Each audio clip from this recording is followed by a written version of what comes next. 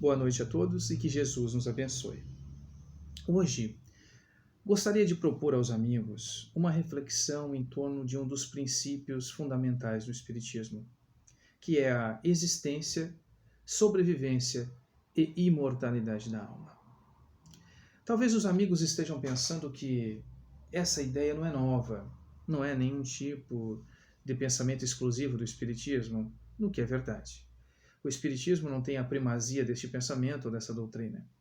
Encontraremos registros de pensamentos que levam à imortalidade da alma desde sempre na história da humanidade. Nós encontraremos experiências em povos extremamente primitivos que cultuavam os seus antepassados. Obras foram escritas demonstrando que o culto aos antepassados deu origem, inclusive, ao próprio direito de propriedade, como lemos em Fustel de Coulanges no livro A Cidade Antiga. Mas o que nos interessa esse tema? Qual a importância desse tema para a nossa existência? Porque muito mais de ser apenas uma informação, a imortalidade da alma tem o condão, quando bem compreendida, de permitir ao ser humano um processo de transformação. O Espiritismo foi conceituado por Allan Kardec como uma ciência nova, a ciência da alma, a ciência do espírito. E uma ciência que trata da natureza, destino, origem dos espíritos e da sua relação com o mundo corporal. Bem, o Espiritismo não somente tem esse aspecto científico, como também tem um aspecto filosófico muito forte, porque é uma filosofia consequência de uma ciência de observação. Quando lemos textos antigos, principalmente da filosofia clássica, Platão, que foi um dos precursores do cristianismo e do próprio espiritismo, nas palavras de Allan Kardec na introdução ao livro Evangelho segundo o Espiritismo, nós perceberemos que a imortalidade da alma é fundamento que sustenta diversas ideias deste filósofo. Inclusive, a imortalidade da alma, no livro A República de Platão, é que justifica a nossa vida justa, e não apenas uma vida que não leva em consideração essa virtude, ou até, pelo contrário, uma vida injusta. Porque se nós não encontrarmos na existência terrena a recompensa por nossas ações, nós as encontraremos no mundo dos mortos, na mansão dos mortos. Jesus, quando esteve conosco, não somente falou da imortalidade da alma, como demonstrou a imortalidade da alma, retornando ele para que seus apóstolos tivessem essa experiência. Mostrou-se para os 500 da Galileia, com os 2 discípulos na estrada de Emaús. Bem, a questão é que neste período, tanto os antigos que buscavam nos recursos que possuíam, na lógica, na argumentação, na imposição da razão, porque é importante nós destacarmos que para os antigos a imortalidade da alma não era apenas um princípio de fé, não era apenas um elemento imposto pelas religiões. Não, era a própria razão que impunha a conclusão da imortalidade da alma, porque não fazia o menor sentido que a existência humana acabasse com a morte do corpo físico. As religiões, de forma geral, tratam a imortalidade da alma, mas de uma maneira muito geral. Não entram em minúcias e muitas vezes acabam colocando a imortalidade como um artigo de fé dogmático, que deve ser aceito sem refletir ou apesar das reflexões. O Espiritismo, surgindo na segunda metade do século XIX, ele vem trazer para nós uma forma nova de pensarmos tais questões. Porque, através da demonstração fática, através da experiência, nós temos agora a certeza da imortalidade. Ela não é apenas uma imposição da razão. Ainda o é, mas não é apenas. Não é apenas uma questão dogmática, até por o fato do Espiritismo ser ciência e filosofia. O dogmatismo não pode estar presente nas fileiras espíritas, porque toda ciência e filosofia está aberta à reflexão, à busca pelo entendimento. A fé espírita, ao contrário de muitos conceitos apresentados pelas religiões, não é uma fé sinônimo de mera crença, mas de convicção.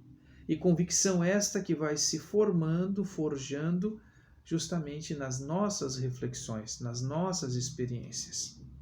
Bem, agora tendo a certeza da imortalidade da alma, isso gera certas circunstâncias e consequências para nós. Vejamos, o medo da morte, que já tirou a razão de muitas pessoas, o discernimento, levando muitos à loucura, inclusive, encontra agora no Espiritismo uma nova forma de pensar. Por quê? Porque agora, detendo o conhecimento, sabendo que nós continuaremos a existir após a morte do corpo físico, obviamente que não faz sentido o temor da morte como receio de destruição. É óbvio que muitas vezes a nossa consciência nos cobra, principalmente quando nós observamos a forma que vivemos, a forma como nos conduzimos, e obviamente, fazendo um cálculo rápido, nós sabemos que tipo de consequência encontraremos após a morte do corpo físico. Mas nós não temos mais aquele receio absoluto, o medo absoluto da morte. No diálogo Fédon de Platão, nós encontramos ali uma descrição memorável. Sócrates fora condenado à morte por seus pares. Ele aguardara, durante um certo período na prisão, o momento para ser então executado, onde beberia cicuta, um veneno, que o levaria à morte. Seus discípulos, por diversas ocasiões, conseguiram subornar os guardas, de modo que, se ele quisesse, poderia ter fugido da cidade de Atenas e ter morrido de velhice, por exemplo. Acontece que ele se nega. E nesse diálogo Fédon, Sócrates deixa uma derradeira lição para os seus discípulos. Ele fala da imortalidade com convicção. Não demonstra receios, medos, porque tem a certeza que continuará a viver. Quando nós tivermos em nós essa certeza da imortalidade da alma, não é que nós nos entregaremos ou que buscaremos a morte. Não, porque sabemos também o valor que a existência corporal tem para o nosso processo de evolução. Mas na iminência da morte, permaneceremos com a consciência tranquila, com uma tranquilidade da alma, porque compreenderemos que tudo isso não passa apenas de uma transição para a nossa verdadeira vida. Além disso, além de trazer esse consolo íntimo para todos nós, a imortalidade da alma também nos consola quando consideramos que muitos daqueles que nós amamos já nos deixaram, nos antecederam nessa viagem. E muitas vezes esse processo de separação material, temporário, gera em nós muitas dores, e que são dores legítimas. A saudade do filho, do esposo, da mãe, do pai, da esposa, dos amigos, que não estão mais encarnados conosco. A certeza de que nos reencontraremos é um bálsamo ao nosso coração. Indubitavelmente é. Nós termos a certeza que a morte não aniquilou para sempre aqueles a quem tanto amamos é, de fato, um grande consolo. Mas a imortalidade da alma não apenas apresenta essas duas vantagens, de encararmos a morte com galhardia e com certeza que ela não nos destrói, de trazer o bálsamo por sabermos que aqueles que nos antecederam não estão destruídos, porque nós nos reencontraremos sem sombra de dúvidas. Mas também existe um elemento moral prático para o agora, porque não apenas estamos considerando o futuro post-mortem, mas considerando hoje. Quando nós desenvolvemos a certeza da imortalidade, esse processo de conhecimento transformador educativo se instala em nós, de maneira que todas as ações por nós realizadas será levado em consideração esse elemento, imortalidade da alma. Então, nós seremos mais éticos, porque sabemos que as nossas ações refletem na nossa própria felicidade futura. Que nós estamos aqui encarnados hoje é verdade. Talvez em famílias distintas, com pessoas que nós não conhecemos, mas que todos fazemos parte de uma mesma família universal. E vejamos que aquilo que até então era para nós de grande valia, nós passamos a não considerar tanto. É como se fôssemos nos desmaterializando mesmo enquanto encarnados no corpo físico.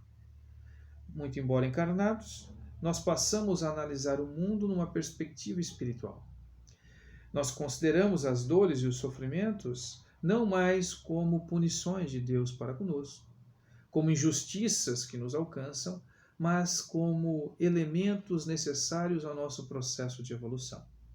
Até porque a imortalidade da alma à luz do pensamento espírita, ela não é apenas para além do corpo físico, da morte do corpo físico na presente existência, mas ela antecede essa própria existência corporal. Então nós temos a anterioridade da alma, não apenas a existência da alma e sua imortalidade após a morte do corpo, o que as doutrinas espiritualistas em geral pregam e defendem. Para nós espíritas, nós já existíamos antes do corpo físico. Ora, se existíamos antes do corpo físico e existindo antes tivemos algumas existências corporais, que nem sempre o uso do livre-arbítrio foi por nós utilizado de maneira consciente ou da melhor forma possível, geramos para nós consequências, dores e sabores, expiações. Mas nem todas as dores que nos alcançam são expiações. Não estão ligadas a uma ação anterior, que é o conceito de expiação. Mas também são provas para nós, solicitadas por nós, por incrível que pareça, na condição de espíritos. Como espíritos, rogamos a Deus determinado tipo de prova para que possamos seguir mais celeremente em busca do objetivo maior que é a felicidade, a perfeição. Então, enquanto encarnados no corpo, esquecidos das escolhas que realizamos, muitas vezes lamentamos, blasfemamos e não compreendemos a importância da existência. Mas o Espiritismo surge justamente na segunda metade do século XIX com esta proposta de, através da razão, da experiência, demonstrar a nossa imortalidade da alma, sendo, portanto, um grande aliado das próprias religiões, que até então tratavam do tema apenas do ponto de vista dogmático e da reflexão. O Espiritismo vem dar nova forma de ver e uma sustentação realmente muito bem embasada, porque a experiência é o experimento, é a demonstração da imortalidade da alma.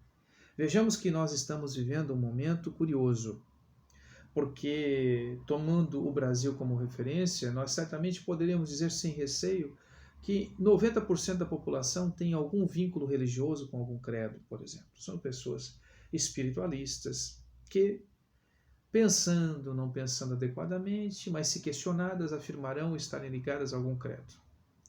Mas, curiosamente, nós percebemos que o comportamento que caracteriza a humanidade é um comportamento materialista.